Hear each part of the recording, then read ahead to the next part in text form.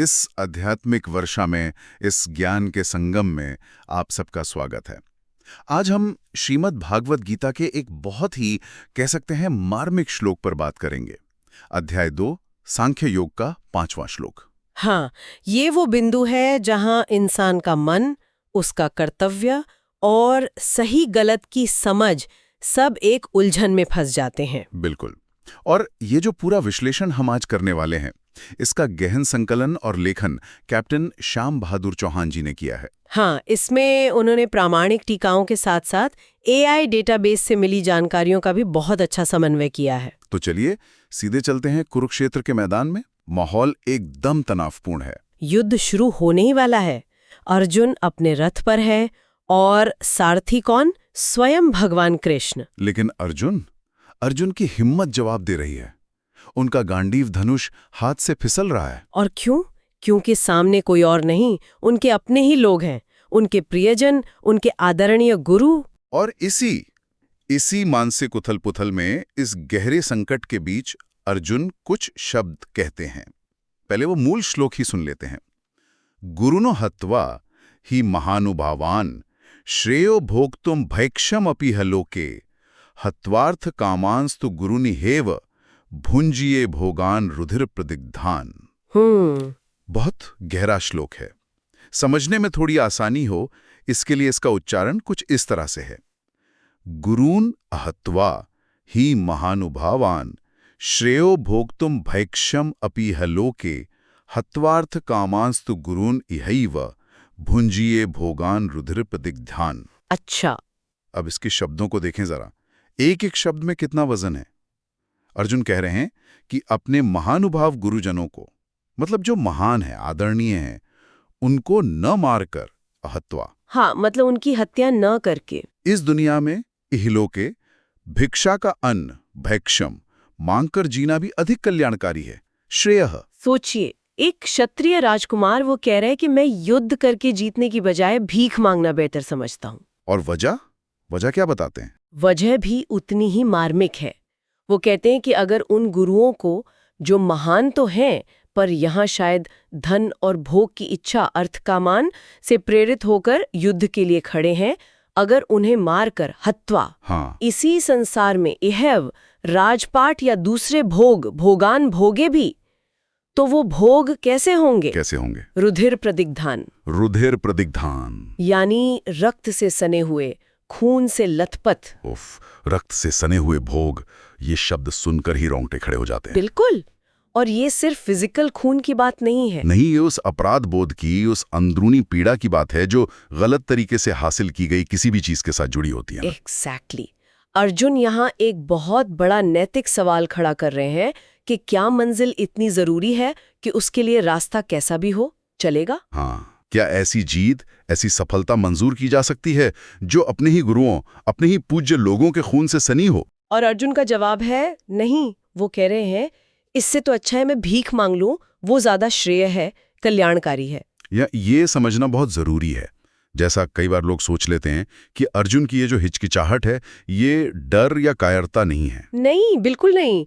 ये तो असल में उनकी गहरी करुणा, उनकी संवेदनशीलता और एक बहुत ऊंची नैतिक चेतना का सबूत है। और यहीं से बात और दिलचस्प हो जाती है जब हम देखते हैं कि अलग अलग महान विचारकों ने, आचार्यों ने इस श्लोक को कैसे समझा है। हाँ, ये बहुत रोचक है। जैसे आदि शंकराचार्य जी को लें, वो इस श्लोक में अर्जुन के विवेक पर जोर देते हैं। विवेक मतलब सही गलत की पहचान। हाँ, सही गलत, क्या टिकाऊ है और क्या क्षणिक है, इसके बीच फर्क करने की क्षमता। शंकराचार्य 2 शब्दों पर हमारा ध्यान खींचते हैं, श्रेय और प्रेय। श्रेय और प्रेय ये क्या है? देखिए, श्रेय वो है जो अंत में कल्याणकारी हो, हमारे भले के लिए हो, भले ही शुरुआत में मुश्किल लगे या उसमें सुख ना दिखे, जैसे अर्जुन के लिए यहाँ भिक्षा मांगकर पाप रहित जीवन जीना। अच्छा। और प्रेय वो है जो तुरंत अच्छा लगे, आकर्षक लगे, मजा दे, पर जिसका नतीजा बुरा हो, दुख देने वाला हो, जैसे कि गुरुओं के खून से सना हुआ राज्य का सुख। तो शंकराचार्य कह रहे हैं कि अर्जुन यहाँ ये फर्क समझ पा रहे हैं कि फौरी मजा प्रेय और लंबे समय का भला श्रेय क्या है। बिल्कुल, और यही समझ ही विवेक है। ये बात तो आज भी उतनी ही लागू होती है, नहीं? कितनी बार हम शॉर्ट टर्म फायदे के चक्कर में गलत रास्ते चुन लेते हैं, जिनका नतीजा बाद में बुरा होता है। बिल्कुल, रोजमर्रा की जिंदगी में यही तो विवेक की परीक्षा है। अब देखिए स्वामी विवेकानंद जी से कैसे देखते हैं। हाँ, बताइए। वो इसे उच्चतम नैतिक संवेदनशीलता कहते हैं। Highest moral sensibility. Highest moral sensibility. हाँ, उनके लिए अर्जुन का ये जो अंदरूनी संघर्ष है, ये दिखाता है कि असली वीर सिर्फ हथियार चलाने वाला नहीं होता। तो कौन होता है? वो होता है जो अपने हर काम के नैतिक असर के बारे में गहराई से सोचे। असली ताकत, असली बल तो नैतिक साहस में है कि आप सही रास्ते पर टिके रहें, भले ही वो मुश्किल हो। वाह, मतलब कोई भी काम करने से पहले ये सोचना कि इसका नैतिक नतीजा क्या होगा, ये अपने आप में वीरता है। ये तो बहुत पावरफुल बात है। हाँ, और ये गीता के मूल संदेशों में से एक है कि कर्म के फल के साथ साथ कर्म की नैतिकता पर भी ध्यान दो। अच्छा, और कोई व्याख्या? हाँ, स्वामी चिन्मयानंद जी की व्याख्या भी बहुत सुंदर है। वो इसे आत्मज्ञान का प्रवेश द्वार मानते हैं। आत्मज्ञान का दरवाजा, वो कैसे? वो कहते हैं कि जब तक इंसान दुनिया के सुखों की, भोगों की असलियत नहीं समझता, उनकी निरर्थकता और उनके बुरे अंजाम, रुधिर प्रदिग्धान भोग को नहीं पहचानता, तब तक उसके अंदर सच्ची आध्यात्मिक खोज शुरू ही नहीं हो सकती। अच्छा, तो अर्जुन का ये जो दुख है, ये जो विषाद है, ये असल में उनके आध्यात्मिक जागरण की पहली सीढ़ी है। ये मोह टूटना जरूरी है। यानी जब तक मोह टूटेगा नहीं, जब तक दुख से गुजरेंगे नहीं, तब तक शायद असली ज्ञान या वैराग्य नहीं आएगा। अक्सर ऐसा ही होता है, मोह का पर्दा हटना जरूरी है। अच्छा, एक और नजरिया है स्वामी अड़गनंद जी का यथार्थ गीता में। हाँ, वो क्या कहते हैं? वो अर्जुन के उस समय की मनोदशा पर ध्यान दिलाते हैं। वो कहते हैं कि अर्जुन यहाँ मैं और मेरे के भाव में बहुत ज्यादा उलझे हुए हैं। मैं भीख मांगूंगा, मैं इन भोगों को भोगूंगा। अहंकार और मोह। हाँ, उनके अनुसार ये श्लोक दिखाता है कि जब युद्ध स्वार्थ के लिए लड़ा जाता है तो उसके परिणाम कितने भयानक हो सकते हैं। ये धर्म युद्ध की स्थिति नहीं है अभी अर्जुन के मन में। भगवान कृष्ण आगे इसी अहंकार और मोह से अर्जुन को निकालेंगे। ये बिल्कुल एक अलग एंगल है, अर्जुन की उस वक्त की साइकोलॉजी पर फोकस करता है। सही। तो इतनी सारी व्याख्याएं हमने देखी, इन सब का निचोड़ क्या है? मतलब आज हमारे लिए, आपकी और मेरी जिंदगी में इस श्लोक का क्या मतलब है? देखिए, इसकी प्रासंगिकता, इसका रेलेवेंस आज शायद पहले से भी कहीं ज्यादा है। कैसे? आप मानसिक स्तर पर ही देखिए।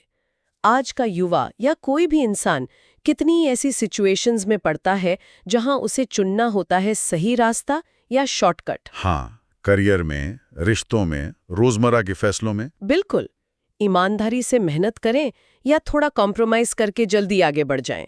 ये श्लोक एक तरह की चेतावनी है। चेतावनी? हाँ, कि दूसरों को चोट पहुंचाकर, गलत तरीकों से, बेईमानी से जो सफलता या सुख मिलता है ना, रुधिर प्रदिग्धान भोगान, वो दिखने में चाहे कितना भी अच्छा लगे, आखिर में मन की शांति छीन लेता है, अंदर ही अंदर एक बोझ बना रहता है। सही बात है।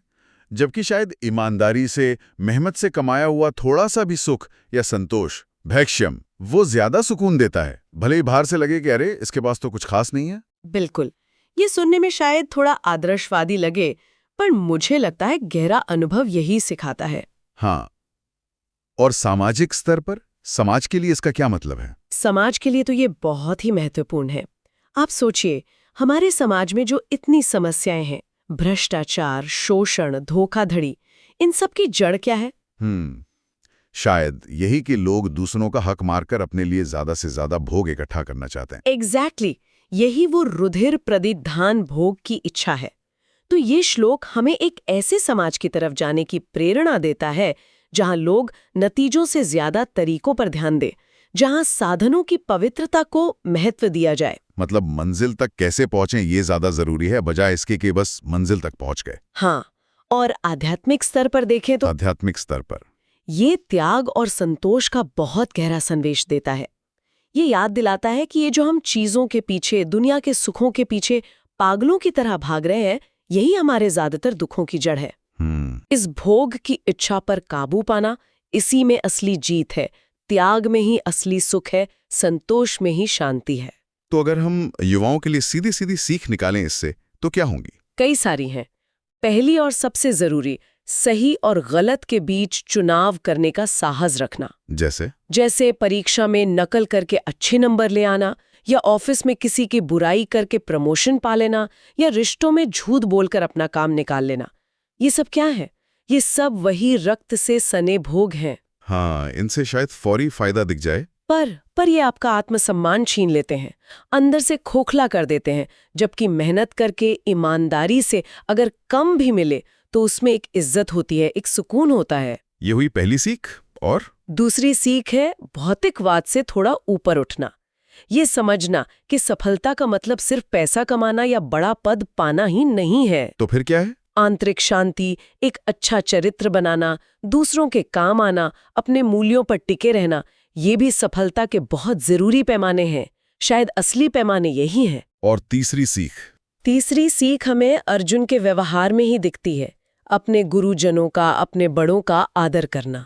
हाँ, वो युद्ध के मैदान में भी अपने विरोध में खड़े गुरुओं के लिए महानुभाव शब्द इस्तेमाल कर रहे हैं। बिल्कुल, ये सम्मान का भाव बहुत जरूरी है। यही हमें सही रास्ता दिखाता है, आशीर्वाद दिलाता है। अच्छा, एक बात और, ये जो सारी व्याख्याएं और सीख हैं, ये कहाँ से आ रही हैं? मतलब इनकी प्रामाणिकता क्या है? हाँ, ये जानना जरूरी है। ये बातें किसी की अपनी मनगढ़ंत नहीं है। ये गीता प्रेस गोरखपुर की टीका हो, शंकराचार्य जी का भाष्य हो, स्वामी विवेकानंद, स्वामी चिन्मयानंद, डॉक्टर राधाकृष्णन, स्वामी अड़गानंद जी, इन जैसे अनेकों प्रामाणिक और मान्य टीकाकारों की व्याख्याओं का सार है ये। ठीक है, तो ये विश्वसनीय स्रोतों पर आधारित है। बिल्कुल। अब सोचिए, अगर कोई इस श्लोक पर सच में विचार करे, इसे अपनी जिंदगी में उतारने की कोशिश करे, तो उसकी लाइफ पर क्या असर पड़ सकता है? असर तो बहुत गहरा और पॉजिटिव हो सकता है। आप पर्सनल लेवल पे देखिए। हाँ। सबसे पहले तो नैतिक रूप से सही फैसले लेने की क्षमता बढ़ती है। जब आप जानते हैं कि आप सही रास्ते पर हैं, तो अंदर से एक शांति, एक कॉन्फिडेंस आता है, चाहे बाहर कितनी भी मुश्किलें क्यों न हो। हाँ, ये तो है। ज़मीर साफ रहता है तो नींद अच्छी आती है। बिल्कुल। फिर पारिवारिक जीवन में देखिए, अगर ये मूल्य परिवार में होंगे तो बच्चों में अच्छे संस्कार आएंगे, रिश्तों में ईमानदारी और भरोसा बढ़ेगा। और अगर हम थोड़ा और बड़ा सोचें, समाज पर, दुनिया पर इसका क्या असर हो सकता? अगर समाज के ज्यादातर लोग, और खासकर वो लोग जो लीडरशिप की पोजीशन में हैं, वो इस एक सिद्धांत को अपना लें कि गलत तरीके से हासिल किया गया कुछ भी मंजूर नहीं है, तो सोचिए कितना बड़ा बदलाव आ सकता है। कैसा बदलाव? भ्रष्टाचार अपने आप कम हो जाएगा, शोषण रुकेगा, शायद देशों के बीच जो लड़ाइयां होती हैं उनकी वजहें भी कम हो जाएंगी। हाँ? क्योंकि अक्सर वो भी तो गलत तरीकों से कुछ हासिल करने की कोशिश ही होती है। हाँ, बात तो सही है। ये श्लोक असल में एक ज्यादा न्यायपूर्ण, ज्यादा शांतिपूर्ण दुनिया बनाने का रास्ता दिखाता है। बस जरूरत है कि हम साधनों की पवित्रता पर ध्यान दें। इस पूरी बात को और आसानी से समझने के लिए वो जो क्रिकेट मैच वाला उदाहरण आप बता रही थी, वो शायद यहाँ फिट बैठेगा। हाँ, वो उदाहरण इसे काफी हद तक साफ कर देता है। सोचिए, आप एक बहुत जरूरी क्रिकेट मैच खेल रहे हैं, फाइनल मैच है मान लीजिए। ठीक है। अब सामने वाली टीम का कैप्टन या कोई और आपको एक ऑफर देता है कि आप जानबूझकर मैच हार जाइए, खराब खेलिए, और बदले में आपको बहुत सारा पैसा मिलेगा, शायद एक महंगी कार भी। ये तो फिक्सिंग वाली बात हो गई। हाँ, अब आपके पास दो रास्ते हैं। पहला, ऑफर मान लीजिए, पैसा मिलेगा, कार मिलेगी, ये है रुधिर प्रधिक धन भोगान। लेकिन जमीर पर हमेशा एक बोझ रहेगा, टीम के साथ गद्दारी का दाग लगेगा, अपना ही आत्मसम्मान खत्म हो जाएगा। और दूसरा रास्ता? दूसरा रास्ता है पूरी ईमानदारी से अपनी पूरी क्षमता लगाकर खेलना, नतीजा चाहे जो भी हो, हारे या जीते। ये है भक्ष्यमपि इह श्रेया, मतलब हार कर भी नैतिक रूप से जीतना। एग्जैक्टली। यहाँ शायद आपको पैसा, कार न मिले, पर आपको अपना आत्मसम्मान मिलेगा, टीम का भरोसा मिलेगा, और सबसे बढ़कर मन की शांति मिलेगी। तो अर्जुन भी कुरुक्षेत्र के उस बड़े मैच में इसी नैतिक कश्मकश से गुजर रहे थे। बिल्कुल। और उस वक्त उनके लिए वो सम्मानजनक हार, यानी युद्ध छोड़कर भिक्षा मांगना, उस खूनसनी जीत से बेहतर लग रही थी। तो इस पूरी चर्चा का, इस गहरे चिंतन का सार हम यही निकाल सकते हैं कि आप अपनी मंजिल तक कैसे पहुंचते हैं, ये खुद मंजिल से भी ज्यादा जरूरी है। हाँ, साधन जो है वो साध्य से ज्यादा मायने रखते हैं। गलत रास्ते पर चलकर अगर जीत भी गए तो वो असल में हार है, और सही रास्ते पर चलते हुए अगर हार भी गए तो वो भी एक तरह की जीत है। आपने बिल्कुल सही समझा। यही इस श्लोक का मर्म है। और शायद हम सबके लिए यहाँ एक सोचने की बात है क्या? कि हम सभी को अपनी जिंदगी के हर छोटे बड़े फैसले में ये कोशिश करनी चाहिए कि हम प्रे यानी जो फौरी तौर पर अच्छा लगे, आसान लगे, उसके बजाय श्रेय यानी जो लंबे समय में हमारे लिए और दूसरों के लिए कल्याणकारी हो, उसे चुनें। ये सुनने में आसान लगता है पर करना मुश्किल होता है अक्सर। बिल्कुल मुश्किल होता है। अपने अंदर की जो नैतिक आवाज है, जो विवेक है, उस पर भरोसा करना सीखना होगा। और यहीं से एक बहुत महत्वपूर्ण सवाल उठता है। क्या सवाल? कि आज की दुनिया में जो इतनी कॉम्प्लेक्स है, इतनी तेज रफ्तार है, जहां अक्सर गला काट कंपटीशन है, जहां कई बार लगता है कि बेमानी या शॉर्टकट से ही आगे बढ़ा जा सकता है, ऐसी दुनिया में हम इस श्रेय वाले सिद्धांत को, साधनों की पवित्रता वाले सिद्धांत को प्रैक्टिकली कैसे जी सकते हैं? हाँ। क्या हम में रोजमर्रा के फैसलों में वो नैतिक साहस दिखाने की हिम्मत है? ये एक बड़ा प्रश्न है जिस पर हम सबको शायद सोचना चाहिए। वाकई एक बहुत गहरा और विचार करने लायक सवाल, जिसके साथ हम आज की इस चर्चा को यहीं विराम देते हैं। ये विस्तृत और गहन चर्चा कैप्टन श्याम बहादुर चौहान द्वारा संकलित सामग्री पर आधारित थी। उनके इस प्रयास के लिए हम आभारी हैं। ओम तत्सत।